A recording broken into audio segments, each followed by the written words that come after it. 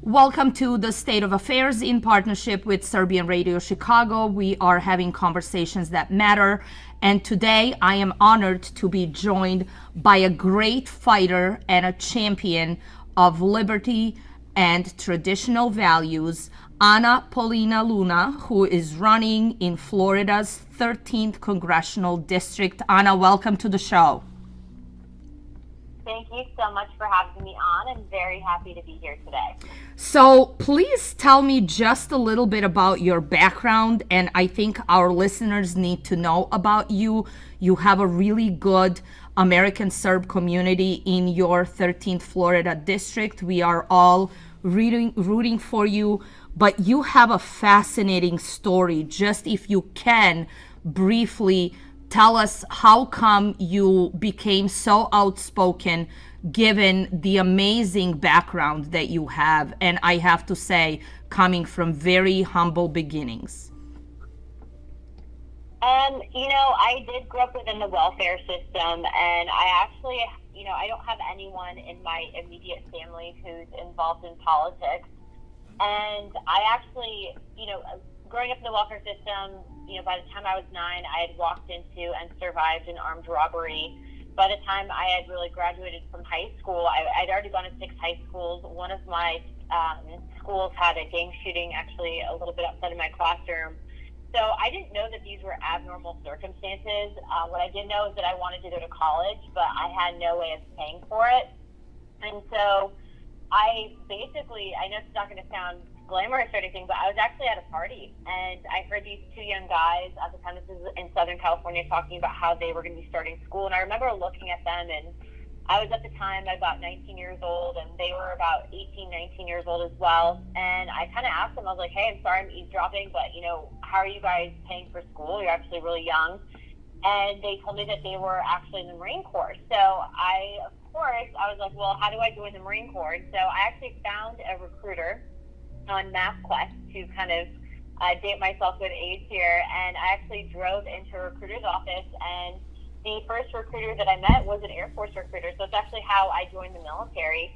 I joined at 19 years old, and then ultimately it was in the military that I was really able to excel. I got the structure that I was really lacking in my personal life, and I was able to really focus and then go back and help my family. So it's the military that really paid my way through school. And then also too, it was where I met my husband Andy, who I've been with now for 12 years. And in 2014, my husband was shot in Afghanistan. And as a result of that, I ultimately ended up getting involved with a few different nonprofits focusing on PTSD. And one of the nonprofits I actually ended up coming across was called Veterans for Child Rescue. And so they're a counter-trafficking organization who was partnered with Operation Underground Railroad, which is founded and headed up by Tim Ballard, and to date they are one of the biggest counter-trafficking organizations in the country.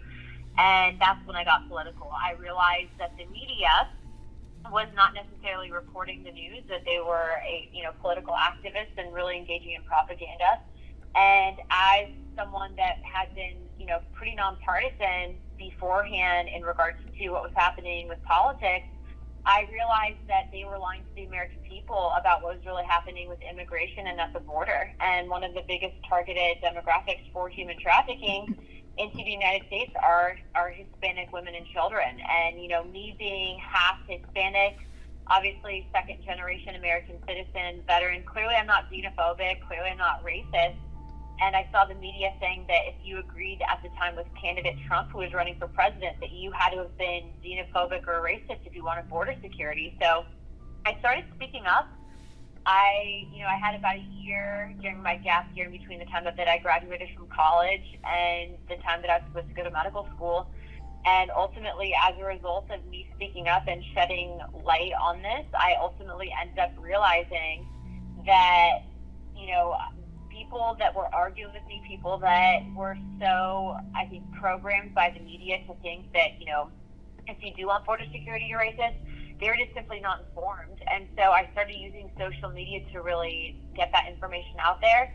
And as a result of that, I ended up being recruited by Turning Point USA. So for a year, actually before I was supposed to go to medical school, the day before, Charlie Kirk called me. He offered me the job to be their National Hispanic Outreach Director, and he was working alongside Candace Owens. And I took that job, kind of took a gamble, and ultimately it was at that job that I realized that how I was going to make a difference is I was going to have to run for office. And so here I am today. Fascinating, truly fascinating. And we certainly do share something in common, which is passion for preventing human trafficking. I come from that world as well, and I believe that we are going to collaborate on this in the future, and in particular because President Trump was really supportive of these issues. And you are right, many are hiding what the true problems are. We understand what is happening on our southern border. And speaking then of Latino communities and the fact that they are being targeted in many, many different ways, I feel that 2020 and then obviously now 2022, we're looking into November. Why do you think that this election will really be determined by the Latino community, and I feel other immigrant communities who have been not only targeted but also disenfranchised from our political process? I think right now, really what you're finding is the establishment Democrat media has tried to falsely brand immigrants as only being Hispanic, specifically only being Mexican in the media. Obviously, you know that all immigrants are not Mexican. They're definitely not Hispanic.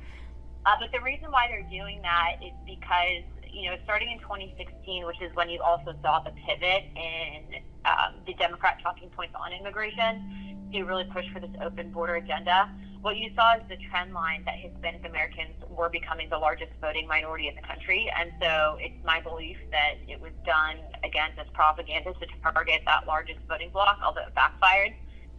You'll see that regardless of someone's ethnic origin or national origin, that when you're coming to the United States legally, that you take pride in being first and foremost an American. Yes.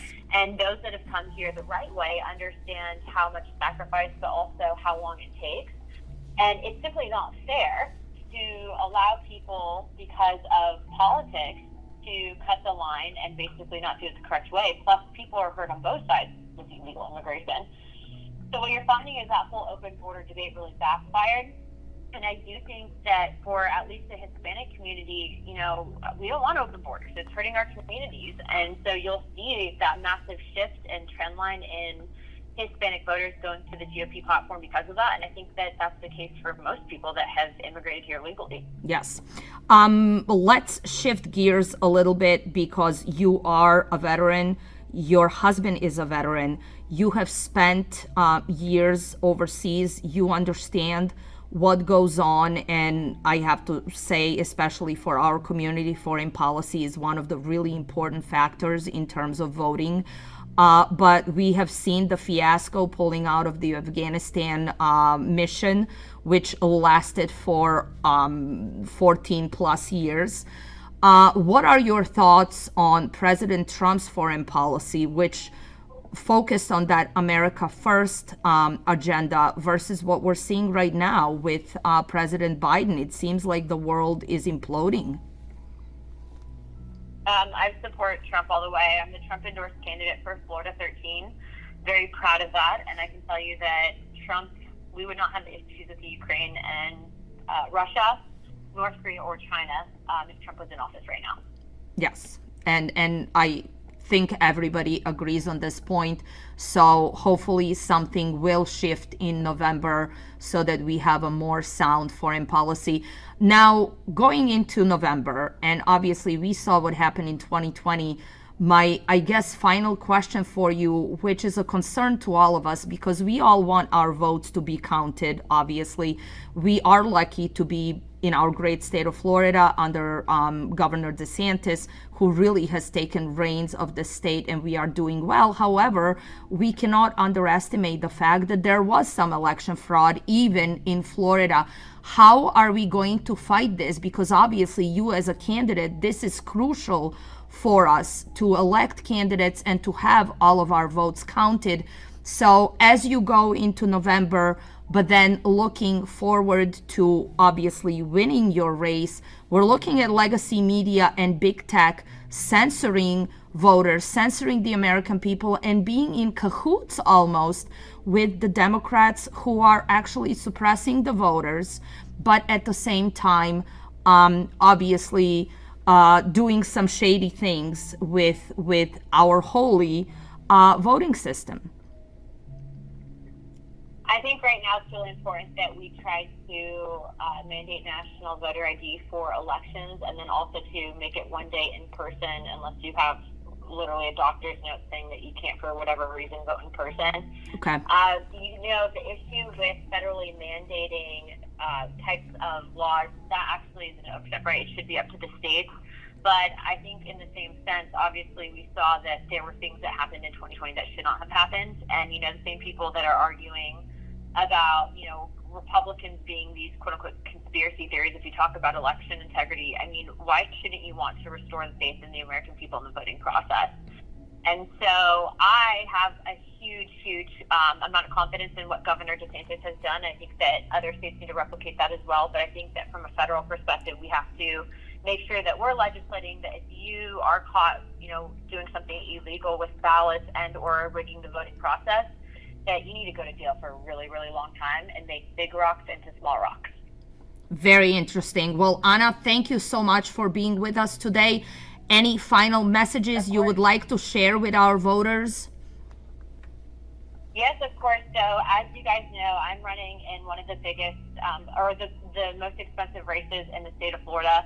This is an open Republican seat, but because of the fact that I am so much so America First and considered a right-wing populist, they are throwing everything they have at me. They are spending more money here than any of the open races in the state of Florida. So wow. They dropped $7 million into a Super PAC from a left-wing group tied to George Soros and the Obamas. And ironically enough, even everything down from people that are local operatives that are trying to help the Democrats. Right now, this will be won based on boots on the ground and voter contact. And so what I need is, if you are within the Serbian community, tell your friends, tell your families, get out there, knock doors, come get information from us, and then help us win this election. Because really, this is affecting the balance of power here in the United States, and we need this seat to take back the House. Excellent. We are going to share all of your information with this interview and ask our voters to go out and connect with your campaign. Anything that you need, please keep us posted, and let's win this in November. Perfect. Thank you. Thank you so much for being with us.